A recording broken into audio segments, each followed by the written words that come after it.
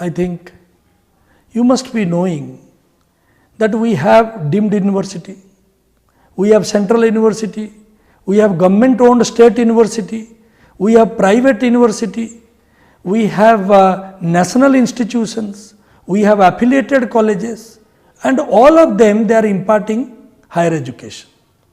Now some of the institutions they are controlled by University Grants Commission, they are the regulators.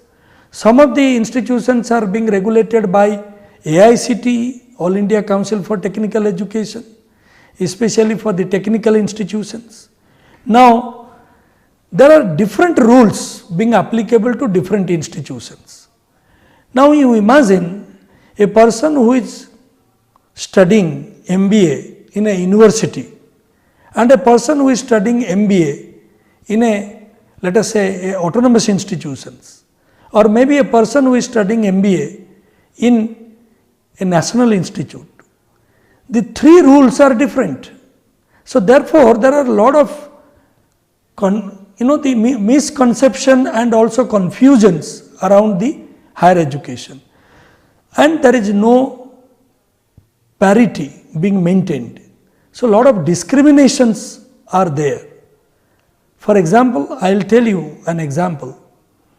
Now all the affiliated colleges, for them the syllabus is being decided by the university, their parent university. Fee will be decided by the government. Now in the same state, a deemed university operating, his courses of study is being decided by themselves.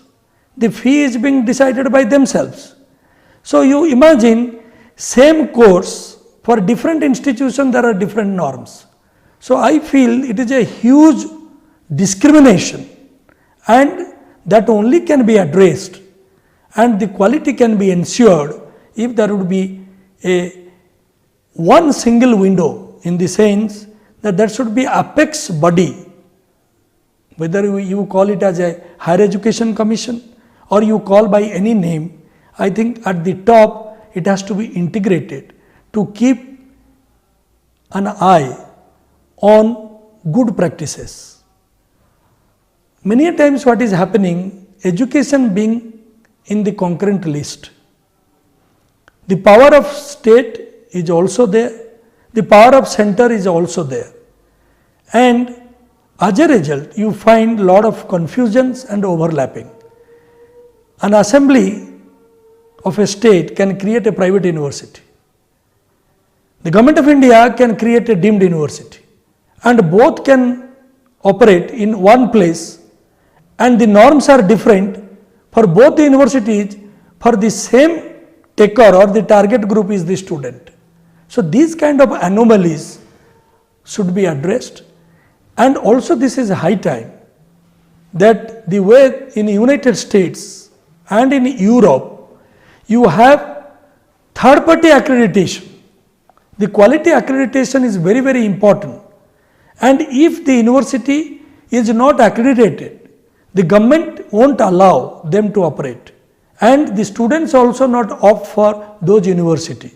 Similarly in India, I think though we have a knack for UGC institutions for quality accreditation, we have NBA for technical education quality accreditation, but both the organizations are set up by Government of India.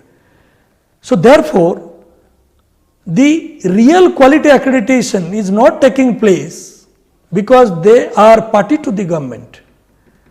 We must introduce independent accreditation body. As I said, there are n number of international accreditation body, those who are accrediting on a independent parameters and completely based on the ethics, honesty, and that speaks about the quality of the program and the institution. So this is now high time that government should take initiative in encouraging independent accreditation body to make quality accreditation to deliver quality education. Number two, as I said, there would be a uniform regulatory system and mechanism, and also the rules and regulations which should be applicable to the similar kind of students across the board. There should not be any discrimination. Last but not the least, we keep on opening institutions, but we have no system of regulating the quality.